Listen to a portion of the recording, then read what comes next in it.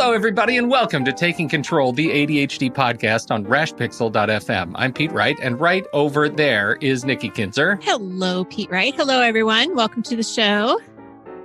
How you doing, Nikki? We've been talking for like 10 minutes. I didn't even ask. How you doing? I'm doing great. You feeling good? Yeah, I am. How are you doing?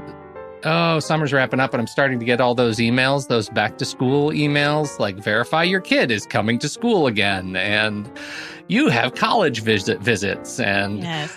Oh my goodness, it's pretty stressful. And I have been thinking more and more as we wrapped up our hiatus and we're getting back into the swing of things about our topic today. I'm very excited about it. What a great opportunity to just reflect on something you already do, but try to make it better. That's right. I love that. Yeah. Great summary. Yeah. Me too. And that is checklists. We're talking all about how to set up new routines and how to build them into your life in a substantial and productive way. Before we do that, head over to takecontroladhd.com. You can get to know us a little bit better. You can listen to the show right there on the website or subscribe to the mailing list on the homepage there, and we will email you with the latest episode each week. You can connect with us on Twitter or Facebook at Take Control ADHD. Today's show is sponsored by Audible, your home to unbeatable audiobooks and exclusive productions for your ear holes. This week, we're talking all about new routines, and what a better time to dig into one of my very favorite resources on the subject by way of an audiobook. Atul Gawande is a surgeon who takes a thorough examination of the simple and thoughtfully constructed checklist and how the application can dramatically improve the quality and volume of work. He is an exceptional writer, but more than that, he's directly impacted my own thinking and application of checklists in my work and life, and I'm sure you're going to get something useful, if not completely transformative, out of your reading of the book too. To get the book for free, visit www.audibletrial.com/theADHD podcast. Sign up for your new account. You'll get 1 month free to browse the entire service and download the book of your choice on us.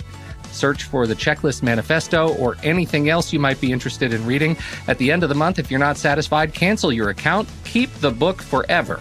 If you're anything like me, I don't think you will. I've been a member for 16 years this year, and I just love having access to all of these great books forever. Thanks so much to Audible for supporting the show at www.audibletrial.com/theADHD podcast.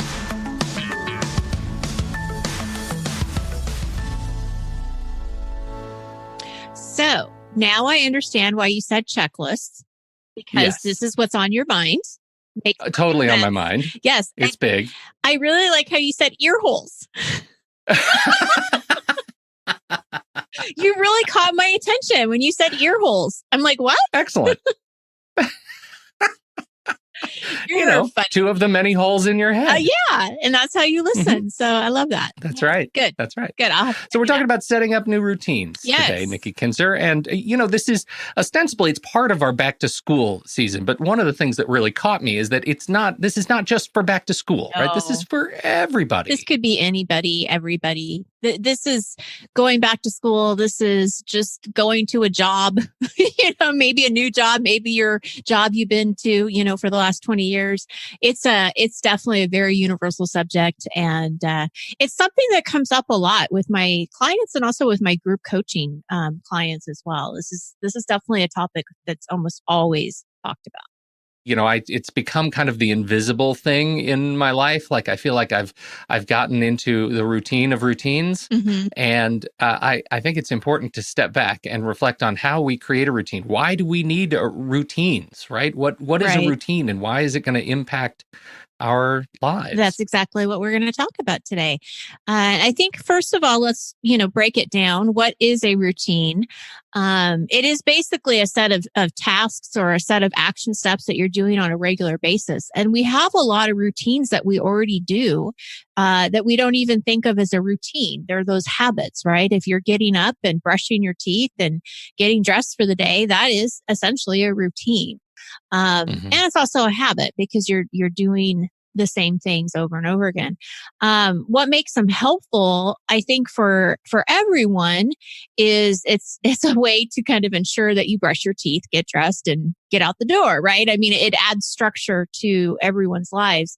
For ADHD, it really adds structure because there's a lot of different things that can happen between brushing your teeth and getting dressed in the morning, and a lot of distractions and a lot, internal and external, and a lot of things can happen. So this routine is giving you a tool basically to make sure that you are getting things done. It's an anchor. It's a plan. And what it leads to, what we hope it leads to, is being a better time manager.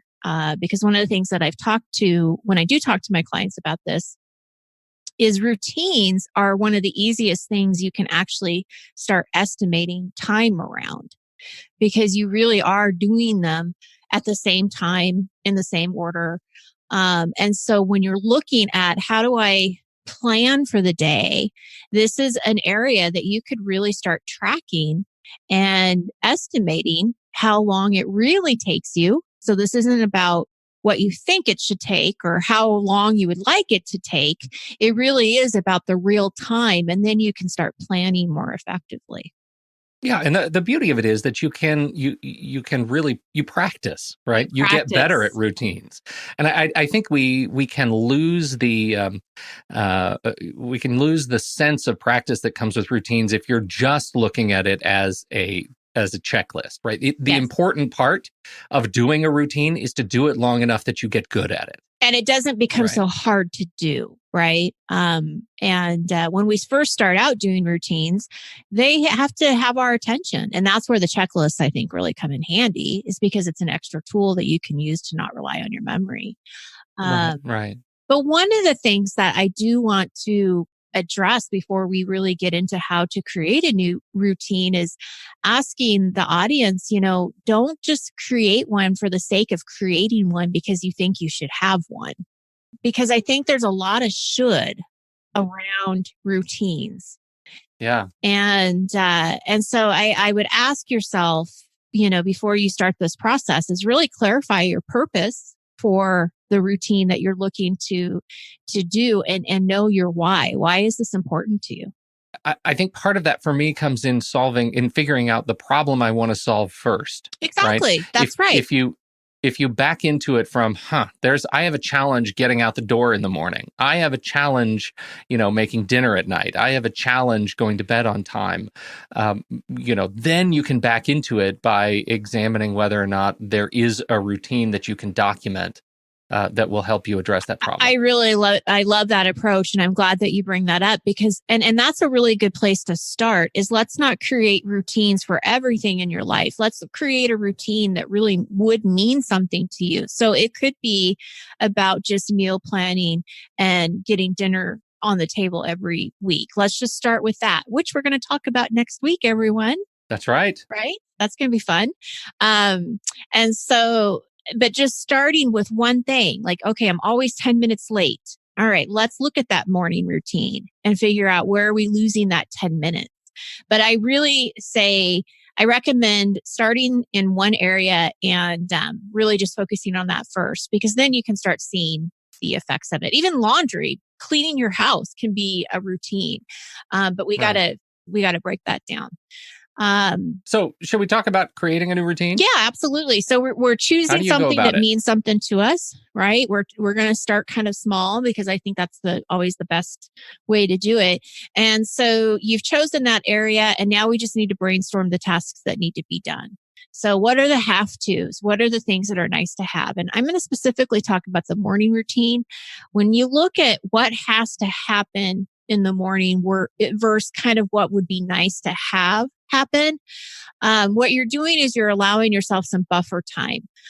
We know that the have tos have to be, getting dressed, eating, maybe not. But maybe it is, but it probably is feeding your animals, right? That's a have to. Right. But if you're running late and you can't eat breakfast, then maybe you just say, okay, I'll get something on the way to the office, or I'll get something at the office. Like, that isn't necessarily a have to. Same thing with like making your lunch. If you're running late, you don't have to sit and make your lunch. You could do something else. You could have option B. So it's nice to always kind of separate the have tos and just sort of the nice to haves if you have time. Right, right. Like your animals, you could teach them to hunt. Yeah, but that's You know, tell your cat, go get a mouse, catch a Right. bird, pull your weight. Yeah, but that's not nice because that cat meow and rub against you until you just Right. in. So That's right. So, okay, fair enough. Now this is where you're brainstorming these ideas, and now we are making a checklist and we're organizing that list, right? What are the things that have to happen? What are the things that happen in a certain order? You may not get a chance to feed your cat as you're leaving. You may have to do it first thing in the morning, right? Because that cat's going to tell you that that's what you have to do.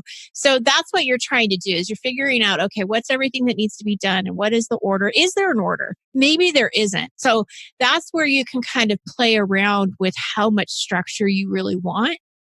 Structure is a funny word when it comes to ADDers. Why is that? They want it, but they resist it. There's a should buried in there. ADDers feel like they should do it, live by structure, right? Yes. But that leads to resentment. It does. And then at the opposite side of that, they know that when they have more structure in their lives, they thrive better. Yes. It is. It's a really push and pull thing. And so what I would love is, can you get a routine that has structure, but some flexibility to it too? And this is where that might happen. And that's just having a checklist that isn't in any particular order. You're just going to check it off as it's getting done. And then you're using the checklist as really just a tool for memory. I think there are, and this is I feel like a good enough opportunity to talk a little bit about some of my checklists. I'm a digital checklist guy, but you don't need to be a digital checklist person to do this. I mean, you could write out a checklist of a routine with little boxes that you could check off and make copies of it, or print out multiple copies of it and use the paper. Like, there's no reason that you have to use a digital tool. For me, it's just what I use. And what I've learned is the most important aspect of a digital tool for me in maintaining and creating checklists is that I can click on the top level, like right click on the top level item in that checklist and duplicate it so that I can keep creating iterations, or essentially use one checklist as a template for future checklists. So I currently use an application called Todoist, and that allows me to do this. I have a little templates folder with all of my checklists and subtasks and everything organized. I just right click on it, duplicate the podcast, for example, checklist, and then I have all the tasks for every individual episode. And the reason I do this, you'd think I'd have it down by now, but because I have so many different sort of routines that I have to go through in my work life, I have many different podcasts each week. Sometimes I forget what is the status of each one.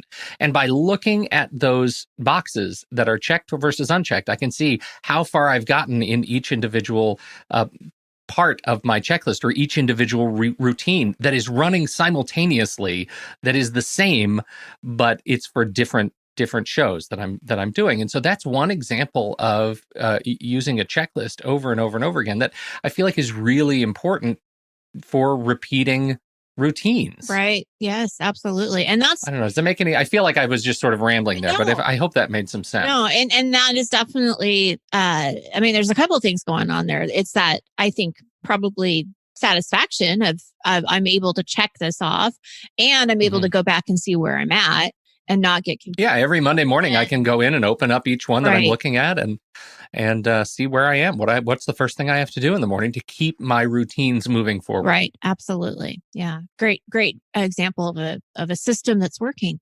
One of the things that with routines as well, and you probably have this, I'm sure you do on your Todoist, are those reminders. So whether you are doing a reoccurring tasks or routines like Pete is on Todoist, or you just have a checklist that's in front of you, we have to be reminded to do it. We can't rely on our memory. And that's really an executive function challenge that you just can't ignore. And so what are the what are the triggers that you can have, whether that's a notification on your phone or a sticky note or something that's going to remind you to do this routine, that this is important enough to try and to practice it, as we were saying before. Mm-hmm. And it's also a good time to practice and track the time, because again, I can't emphasize enough that estimating time is really difficult to do. And this is one of those areas that it's never a perfect science. I don't want to make it sound like that, but it can definitely make you a better time manager if you know how long it takes to do these routines. Well, and maybe this is a good enough time to talk a little bit about a back to school routine, and not necessarily back to school, but being in school. Like, for example, you go to class and they assign you to write a paper, right? Mm-hmm. Writing a paper, a research paper, is a perfect opportunity to create a routine. So you remember the steps and you can estimate time on each step and start back scheduling from your due date. Like, when is this thing due? What are the requirements of my time and my attention to actually meet that deadline? You can build those in. I need to do a survey of research, and that's going to be done. You can assign time to it if you want, but just building the routine, you just say, first I have to do a survey of research. I have to figure out what the key questions are that I'm going to attempt to answer in this paper. I'm going to actually do the writing. I'm going to break down the writing into little pieces so that I can actually accomplish it without feeling overwhelmed. And then you can finally do a final edit and assembly and submit. So you can build a routine around a given assignment and then make that repetitive so that you remember across multiple classes, across multiple assignments, where you have, how far you've gotten in your process. My kingdom for being a student again. I would crush college now, knowing what I know. All right, who am I kidding? I would probably still be just as frustrated and distracted, but I would know why I'm frustrated and distracted, and that would be satisfying. That's right. Absolutely. Well, and something else that we want to address here is the mindset of going into a new routine. And most people that I have talked to, when I ask them about routines that they've had in the past or task managers that they've had in the past, whatever it is, most people refer back to that they weren't consistent. It didn't work. For whatever reason, It didn't work. I can't keep the routine. I can't. I forget about it. I don't know where it goes. I don't know what happened, right? Is a really common answer. And I think that one of the things that are holding us back from trying is those limiting beliefs and those patterns that we've seen in the past. And so I want to encourage you that when you're starting a new routine or trying to make a current one better, that you go into it with curiosity instead of judgment. Mm-hmm. Just be really curious about it. And that's something to really actually hold true to anything that you're trying. Be curious about it. Don't judge the outcome. Don't judge how you're doing. Don't judge the routine. Just be curious about it and make the tweaks and the things that you need to do to make it work for you, because something can work for you. And that's what you have to believe, is that there is a solution. There is something that's going to work for Pete. It may not work for me. It may not work for somebody else that's listening to the show right now, but everybody has things that will connect for them. They just have to keep practicing. Well, here's a hot tip for that comes to mind whenever I'm in a state of stress. Maybe don't try to build your routine when you're in the middle of high stress, like feeling compromised that you're late on a given thing, right? Maybe building your morning routine when you're running an hour late and your dog ran away in the mud and you have a flat tire is not the best day to actually start documenting how to make your morning better. That's probably a really good point. Yeah. Give yourself a little bit of space between the chaotic day and what you would like to see tomorrow look like. Yeah. Don't build your, how do I write a paper routine when you're late in delivering that paper. Right. And let's face it, with ADHD, you're probably going to want to stop and build a routine when you're already late for a paper. Totally. So right. Yeah. Please try to force yourself not to do that, and take a step back and just to the point where you're clear-headed and mindful and that you can really give it the attention that the routine itself deserves, not the the specific outcome in this case. Which really, for back to school folks, this is a great time to do that because you're not in the middle of those chaotic mornings or afternoons yet. So absolutely. So much easier to tweak when you're in stress than it is to build. Right. Oh, that's a really good point. So, yeah. We're building. Yeah. So the consistency thing, got to talk about that. First of all, once you've practiced your routine for a little bit, and I mean more than just like 1 or 2 days, right? We're wanting you to really dig into this for a couple of weeks and really figure out, what's going on, how's it working. So a few questions to ask yourself, is the routine working on most days? Like, do you find yourself following it most of the time? If you're not, what are you resisting? Because there probably is something there that you're avoiding or you don't like. So we got to figure out what's getting in your way. We also need to figure out what you like about the routine. We have to know how it is helping you, and is it worth continuing? Is it worth something that you want to keep trying? And I hope it is. I really do, because if you've already figured out the purpose of it and you're clear about that purpose, then I hope that you find that some aspect of it is worth continuing. And when we look at consistency, that I really do not want that to be your measurement of success. Because the reality of ADHD is that you're probably not going to be consistent all the time. This is not a perfect science. You're going to get distracted. Things are going to happen. Life is going to happen. Interruptions are going to happen. All of these things happen. And it doesn't mean that the routine doesn't work. And it doesn't mean that you're doing anything wrong with your routine. So the challenge is not using consistency as the base of your success, but really looking at, does it work? When I do it, how did I feel? Was I in more control? Did I worry less about forgetting something? Was I in a better mood? Did the morning start off better? Did I feel more confident? Was I happier? Those are the things that we want to measure our success on, not if you did it every day. And so that, I think, is just a really important clarification for people to see if it is working or not. Right. Well, and that's interesting because sometimes you do want consistency to be the measure of success, right? Sometimes you do. It would be great. I mean, I think that is ideal, right? Yeah. I mean, ideally, we want to do this every day. But please, I guess my message is more than just, it's more about just don't beat yourself up over it. Right. It doesn't mean that you can't do it. And it doesn't mean that the routine is broken if it doesn't happen every day. And remember, our earlier statement was you want to do this long enough for you to get good at it. And consistency will be part of that. It will get easier when you are good at it. And you will be able to feel better about having done it, even if you don't do it very well. Yes. Right. Even if you make mistakes, it's okay. Right. It's hard to start routines, and you can give yourself, credit for both showing up and for getting through it each day. Absolutely. Well, and just some words to put to this, because it is very easy to say, I'm never consistent, I can't do this. If you're rephrasing what you're seeing, the routine works, I'm going to do it again tomorrow. Right? That's a much nicer way to say this than beating yourself up over it. Because really, what is the purpose of it making you feel bad? And what would you say to someone else? You have to think about that. What would you say to your child or your best friend or your mother or your father or your sister or best friend? I already said that. You want to treat yourself the same way. You certainly wouldn't get mad at somebody for not doing their routine every single day. So what I want people to do is hopefully walk away today with looking at a routine that they can practice. Think about some of these things that we've talked about and maybe try a different approach than what you have before, and just really open yourself up to the possibilities that it has for you and how it can make your life better.